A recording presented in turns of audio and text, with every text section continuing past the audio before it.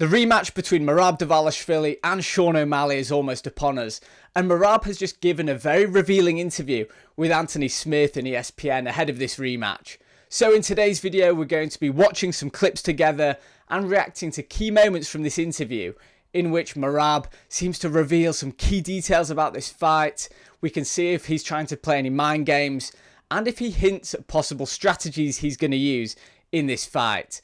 Hello guys and welcome back to Alex on MMA. We're now deep into our coverage of this rematch between Merab and Sean O'Malley. The first video I did broke down their first fight, in which it's become more and more obvious that Sean O'Malley just got his game plan completely wrong. The shot selection he used was really poor, and he was far too cautious about the takedown. He didn't put his own stamp on the fight. But the focus of this video is his opponent Merab, because like I say, we're going to watch that interview together.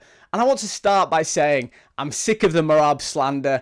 I know that it's quite popular to hate him and hate his style of fighting, and I'm not trying to pretend to be some hardcore. I'm a fan just like you, but I enjoy Merab's style and also his story. It's time that we put a bit more respect on Merab's name and give some recognition to what he's done, because these are the kinds of storylines that should inspire people. I know it's become popular to hate on fighters for whatever reason, and the standards at which people hold these fighters is totally unrealistic, but I'm a massive Merab fan, I've said it. And look, even before he came to the UFC, Dana White went to watch a fight between Raufeon Stots, who's a former Bellator champion, against Merab Dvalishvili. Dana White's intention was to watch Stots in that fight and then sign him would he win. And believe it or not, Merab actually knocked him out, which just seems bizarre in 2025. Merab caused a massive upset, knocking out Raufeon Stots, and he ended up getting his opportunity to the UFC. And that by itself is already a pretty amazing thing to happen. And then you look at the start of his UFC career, starting with back-to-back defeats in the UFC, which could have easily got him cut, especially due to the controversial way in which he got signed in the first place. Since then, he's been on a 12-fight win streak, become the bantamweight champion, which is arguably the toughest division in the whole organisation. And then on top of that, his last defence, the first defence of his title, was against Umar Nurmagomedov, a fighter from that legendary camp, which is such a statement in itself because nobody wanted to fight Umar, who's meant to be the bogeyman of the division. He had that fight with Corey Sandhagen, which elevated him up to the top contenders. And then Merab, I don't think he made it look easy. That's a thing that a lot of people are saying. But it was a convincing win. And down the stretch, he did make it look a lot more comfortable than anyone would have imagined. So really, let's give Merab his flowers. Let's give him his plaudits now. Because I really feel as though he's going to be one of those fighters. After they retire, people will appreciate him a lot more. But the guy's active now. He's fighting. He says in this interview, which we're about to take a look at, that he wants to be more active this year, have 2 fights after this. So let's appreciate Merab. And with that being said, let's get on to the first clip of the interview. So you're getting ready for your second title defense, June 7th at UFC 316. How are you feeling? I feel good. It's my first rematch, and I feel very relaxed. I was relaxed in first fight, but now I don't want to be relaxed because now I know Sean will change his game plan and he will make some big adjustments. And I'm relaxed, but I'm telling myself, you gotta be, you gotta be motivated. You gotta be more hungry than what I was first fight. To me, that makes a lot of sense because due to Merab's style, the cardio machine that he is, you know that he really needs to be motivated in the build-up to a fight. He isn't a fighter, maybe more like a Sean O'Malley, who depends on that flow state being really relaxed. Merab depends on intensity, so he needs to be motivated. So I'm not sure if that's a red flag or not, the fact that he's bringing that up in this interview. Personally, he doesn't strike me as the type of fighter who really needs to amp himself up, who always seems in a state of motivation. You hear stories from Aljamain Sterling in his camp saying how after training sessions he goes for 10-mile runs and stuff like that. But really, it shows a lot of self-awareness here from Merab, the fact that he's feeling relaxed, probably because he knows he already got that win with relative ease over Sean O'Malley, but he needs to make sure that he stays switched on, stays motivated. I think this is a good sign from Merab. Yeah, like I'm excited for this rematch, just for fight. I want to try finish him. I want to try strike. I want to try different things, and I know Sean will change his plan. Like he's saying also, he's gonna be 70% better version. And I want to see this. I want to test this, and I'm more excited at this. And of course, you know, like um, thank God UFC is a big organization. Every time we fight, we make good money, and I'm good with money. But like I'm more excited for fight. And again, I do like to hear that. And you know what? It's probably the worst thing that Sean O'Malley could say to someone like Merab. If you're questioning whether he's getting a bit soft with the title defences and the money, for Sean O'Malley to say he's going to be 70% better, that would definitely help light a fire under Merab. I also want to give a shout out to Anthony Smith, because I've done reactions to these interviews before, and it's normally Brett Okamoto. Nothing against Brett Okamoto, but I thought that Anthony Smith did a great job making Merab open up, feel comfortable, and you can see the way in which he's answering these questions. It's very authentic. He's saying that yes, the money's great, obviously the money's great, but that doesn't really help you when it comes to actually being in the octagon, fighting your opponent, trying to defend your title. So Merab, he still seems hungry. He says that he wants to strike with O'Malley, which he did in parts of that first fight. But let's face it, we know what we're going to get from Merab. He's not going to completely change himself as a fighter overnight. Whereas Sean O'Malley, he can make a lot more adjustments in this fight than Merab can. I feel as though by Sean O'Malley saying that he's going to be 70% better, he's not talking about the effort or anything like that he's putting into the camp. Yes, there probably will be a bit more energy and motivation behind him because he's now the challenger rather than the person defending the belt.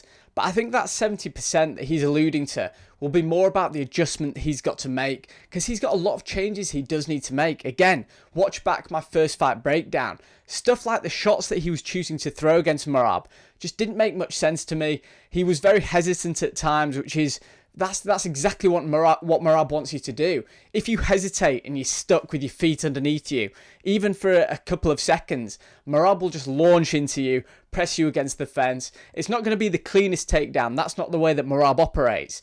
But he will dip his level, push you back to the fence, and get you down. That's just the way that he works. So if Sean O'Malley is 70% better, I'd expect him to look like a very different fighter here. Whereas Merab, you can't really argue, maybe you can, let me know in the comments, that he's going to be a much different fighter. He knows what he does it well. The only question mark for me around Merab is if he still does have that hunger as champion, because his style is so dependent on the intensity and the cardio. You need to be working so hard every single day to keep that coming.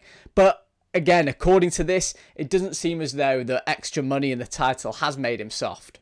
Sean O'Malley, he has to make changes, right? If he wants to be successful, he's got to change something. And there's been a lot made of the lifestyle changes that he's made, the training changes, he's uninjured now, he's coming off of a surgery. When you go into a fight that you win and then you rematch, there has to be some difficulty in figuring out what you can change or what you can fix or what adjustments you have to make. How do you do that while still being as successful as you are? You beat Sean, then you beat... That's a great question, by the way, and just that's exactly what I was just talking about then. So hopefully Merab gives us a bit of an insight here. The boogeyman in the division in Umar. How do you keep your mindset focused on growing when what you're doing is already working? Yeah, before I was just focused for step by step. Every next fight, every next opponent, new challenge. Like I said, this rematch is a little bit weird because I'm not like it's hard to motivate myself. I'm fighting same guy, but I know this guy will be more dangerous now. First fight, I was game. I have a game plan. I know it was gonna work against him, and he has a game plan, and I stop his game plan. Now I don't know what's gonna game plan he will have, but actually I'm guessing. He's gonna attack me from beginning. Either striking or body kicks. He was waiting for me, and then I was just keeping distance. And every time he closed distance, I was taking down. But this time, it's gonna be different game. And every fight, it's new experience, and I'm trying to learn from everything. And somebody actually put that comment under my last video about Sean O'Malley using more body kicks in the rematch because of that success he had with the front kick at the end. But this is really interesting. Like I said, it was a great question by Anthony Smith. How do you prepare for adaptations when you don't know what those adaptations are going to be, especially after you've had success in the first fight? So in essence, I think he's saying that if you just rinse and repeat and you try and do the same thing, then you might not be able to adjust to what your opponent's doing. So I think he makes a really good point here.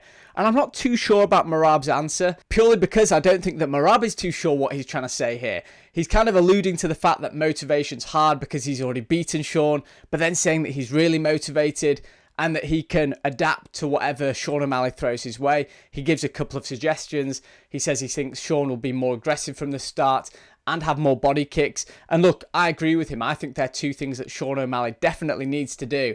But this kind of insight here, maybe Merab's questioning himself slightly. I'm not saying he's doubting himself, but he's questioning what kind of adaptations he'll need to make in this fight if Sean O'Malley comes out looking very different. If the same old Sean O'Malley comes out with a lot of lateral movement, being very cautious of the takedown, I'm sure that'll be fantastic for Merab. But he seems to acknowledge here that that isn't going to be the same approach O'Malley takes in this fight. I realized when I was winning fights and I was not getting chance to fight for the belt, I realized I need to do something extra. I need to show my personality. I need to put it out there. Not only to with my teammates and like. So then I started like push more social media and and then in the fight, like I'm getting better. And then when I was in dominant position, like when I was holding Henny like choke, and I was talking with Mark Zuckerberg and stuff like that. This to me shows a real self-awareness from Merab Dvalishvili and goes back to what I was saying in the intro to this video. Like Merab, he's such a good fighter, but he also recognises that the casual MMA fan isn't going to appreciate necessarily his style of fighting. So he needed to do some extra stuff, some showboating, some social media. But really, I think the showboating isn't just for his social media presence, isn't just for his brand. I think the showboating's so important for the judges. Because Merab does recognise that his chances of finishing an opponent are limited, he's a decision fighter.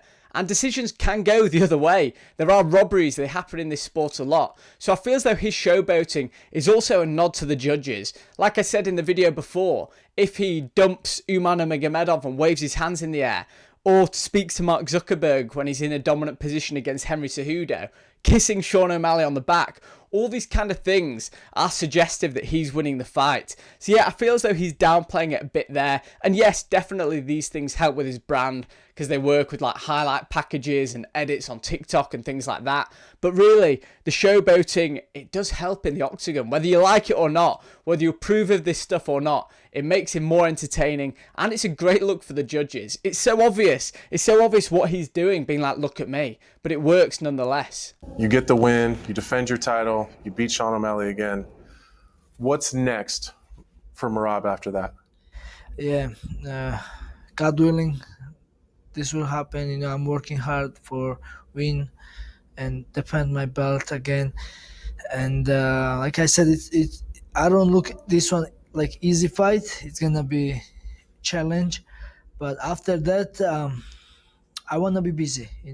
I'm just gonna take only 1 month off, and I will be back to training camp, and I wanna be busy. I heard they they will have a fight in Guadalajara, Mexico. I would like to fight there, and I would like to fight in New York or December Vegas. Like let's see if we get this one and two more this year. Let's see if we get. Two more. I mean, Okay. yeah, I'm willing. That's how excited I am, and Yeah, he says that's how excited he is. I see that as him being a lot more practical. You know that as champion, that's where you get your pay-per-view money. That's when you make your biggest money in this sport. And Merab seems to recognise there that yes, he wants to fight 2 more times this year, but he's also an ageing bantamweight. If he can defend his belt against Sean O'Malley, he wants 2 more opportunities this year to really maximise his income. So I do think it's a lot more of a pragmatic move than him just being excited about fighting. And look, I'm sure he is excited. Merab does seem to live the life. He loves fighting. But really, at this age in bantamweight, this is the time to cash those checks to make all that money. So this was my reaction to Merab's interview. How much did we really gauge from it about what he feels ahead of this fight? I think we got a lot. Look, he understands that Sean O'Malley will make adjustments. He's not being naive to the fact that he's just going to get the same Sean O'Malley who turned up in the first fight. If he does, then fantastic. but based on everything that Sean O'Malley's doing, I'm not even talking about sparring with Israel Adesanya. That kind of shows the difference between these two fighters. That you know that Merab is just training his arse off day in, day out, doing these 10-mile runs afterwards.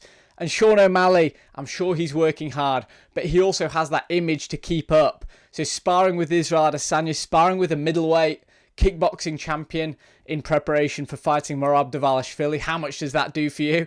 I'm sure all will be revealed. And like I say, I'm not being naive either. I know that was more for social media than anything else.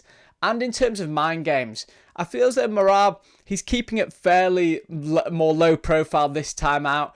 There'll definitely be a few indirect messages there. Maybe Merab questioning his own motivation is trying to give Sean some kind of false sense of confidence heading into this one. And when it comes to strategy, Merab made it clear here. You know what you're going to get with Merab. Yes, he's prepared to stand and trade on the feet. Remember, he actually had some success on the feet in the first couple of rounds against O'Malley before he started just primarily focusing on the takedown. So that's been my reaction to this Merab interview. I'm expecting a Sean O'Malley one to drop fairly soon, so I'll react to that as well. Guys, I hope you've enjoyed this video. Please do subscribe to the channel if you are new here. Comment below what you thought about this interview, and I'll see you guys in the next video.